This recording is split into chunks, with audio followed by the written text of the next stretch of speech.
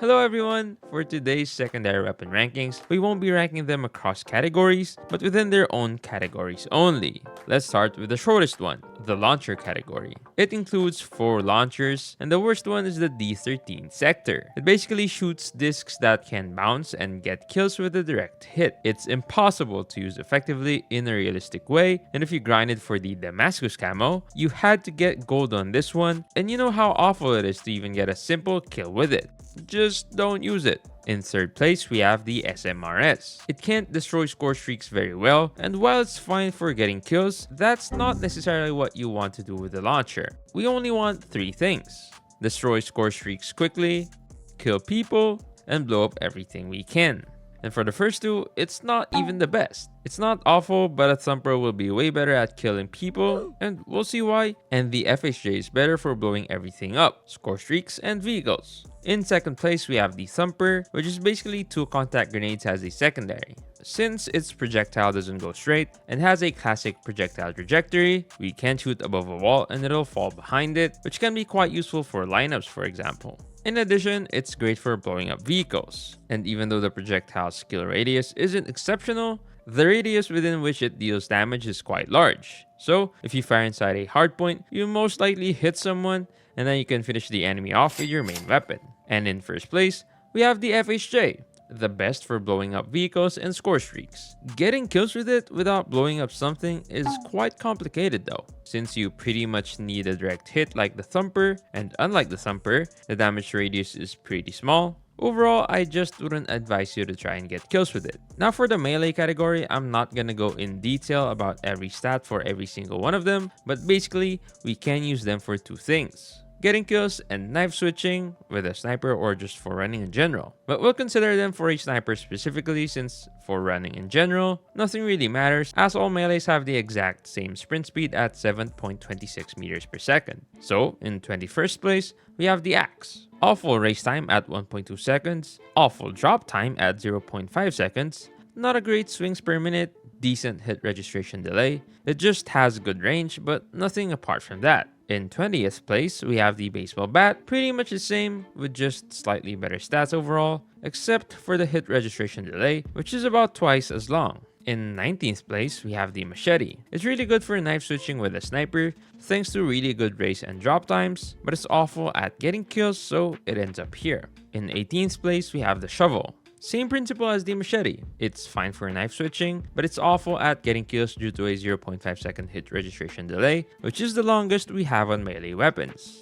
In 17th place, we have the ballistic knife. It's pretty much a standard melee, but the race and drop times are a little bit worse. However, if you can somehow get a kill, it's definitely the best and most stylish melee kill you can get. Between 16th and 8th place, we have all the melees that have almost identical stats: knife, base knife, karambit, folding knife, ice axe, wrench, sickle, fan, and the sai. In 7th place, we have the glow stick, which has the same stats as all the previous ones except for a race time that's twice as fast, meaning it's way better for knife switching. In 6th place, we have the assault knife, basically the best melee for knife switching, except for the loud noise it makes when you switch. So forget discretion with this one, you'll get spotted instantly. In 5th place, we have the katana, pretty good for getting kills, pretty good for knife switching. It makes a small sound, but it's not necessarily obvious, so you'll probably be fine most of the time. In 4th place, we have the nunchucks. Same as the katana, but way better at killing, basically. In 3rd place, we have the kali sticks. Same as the nunchucks, but even better at killing. In 2nd place, we have the spear. Basically same as the kali sticks, but even better at knife switching. In 1st place, we have the boxing gloves. It doesn't make any sound while switching, it is great for killing, and it has decent race and drop times. Overall, no flaws. Now for the really interesting part, the pistols. In 10th place, we have the crossbow. Even though it's technically a pocket sniper, it's incredibly hard to use effectively. And since your pistol is supposed to be your panic weapon, I wouldn't recommend using a one-shot weapon that reloads quite slowly. In 9th place, we have the Renetti. On paper, it's an incredibly good option since it's a burst weapon, and with shotguns, I would definitely advise you to use it for picking up those mid and long range kills. But apart from this situation, you'll be much better off using another pistol.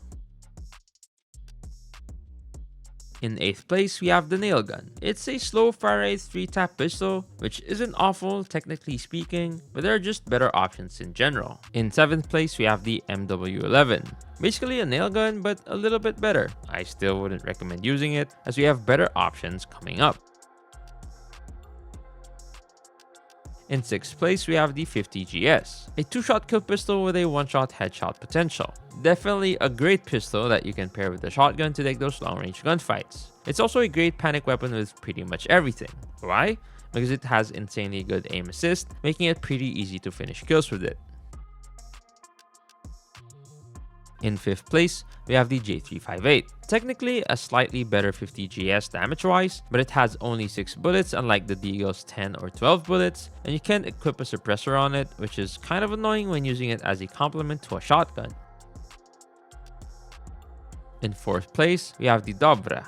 It's the only viable akimbo weapon in the game, and akimbo is an incredibly good option as a panic weapon, especially with a sniper. What limits its strength a lot though is inherent to the akimbo perk. You can only hipfire, meaning after about 5 or 6 meters, it's not accurate enough to really be efficient.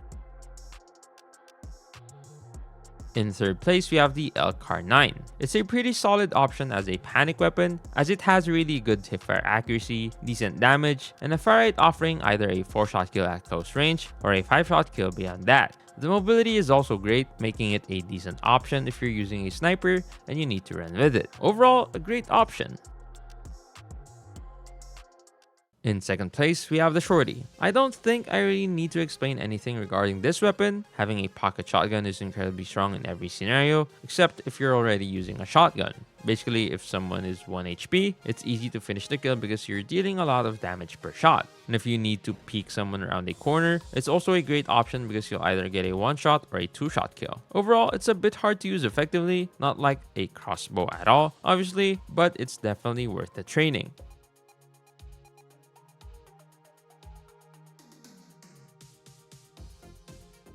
And in 1st place, we have the machine pistol. It is simply a pocket fennec, having about the same fire rate, incredible mobility, a limited mag size, and pretty low damage. Obviously, since it's a secondary, the range is quite limited compared to a real fennec, but it's the best secondary you can use with a sniper in the game right now.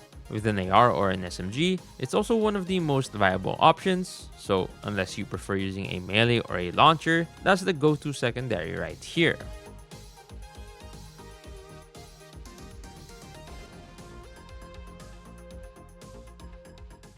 We actually didn't include secondary weapons when we ranked every gun in COD Mobile, and you can check that out by clicking the video on the left.